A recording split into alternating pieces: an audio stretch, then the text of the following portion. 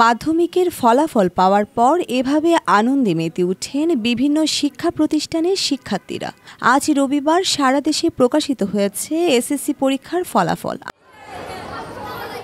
রোববার 12 মে 11টায় নিজ নিজ শিক্ষা প্রতিষ্ঠান এবং অনলাইনে একযোগে এসএসসি ও সমমানের ফলাফল প্রকাশের পর এ তথ্য জানা যায়। এর আগে রোববার সকাল 10:15টার দিকে গণভবনে প্রধানমন্ত্রীর হাতে ফলাফলের সারসংক্ষেপ ও পরিসংখ্যান তুলে দেন শিক্ষামন্ত্রী মহিবুল হাসান চৌধুরী নফেল। এদিকেও নিজের পছন্দ মতো ফলাফল পাওয়ার আনন্দে উচ্ছ্বাস বয়ে যায় শিক্ষার্থী অভিভাবকের মাঝে। আমার পরিবার আমি অনেক খুশি, কারণ আমার কষ্টের বিনিময়ে, আমার ফ্যামিলির কষ্টের বিনিময়ে হয়েছে এই রেজাল্ট। আমার প্যারেন্টসের, আমার স্কুলের, ওরা আমাকে অনেকভাবে সাপোর্ট করছে। আমার টিচাররা যেমনি আদর করে আমার টিচাররা পুরো আমার মায়ের মতো কাজ করছে। স্কুলের টিচাররা পুরো আমার থেকেও বেশি আমার আশেপাশে যারা ছিলেন, আমার মা বাবা, আমার টিচাররা প্লাস আমার বন্ধু বান্ধবরা সবাইয়েরই অবদান আছে। আজকে অত্যন্ত খুশি লাগছে যে আমার মেয়ে একটা ভালো রেজাল্ট করেছে।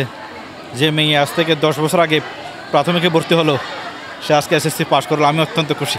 চট্টগ্রাম বোর্ডে এসএসসি পরীক্ষার এবার পাশের হার 82.80%।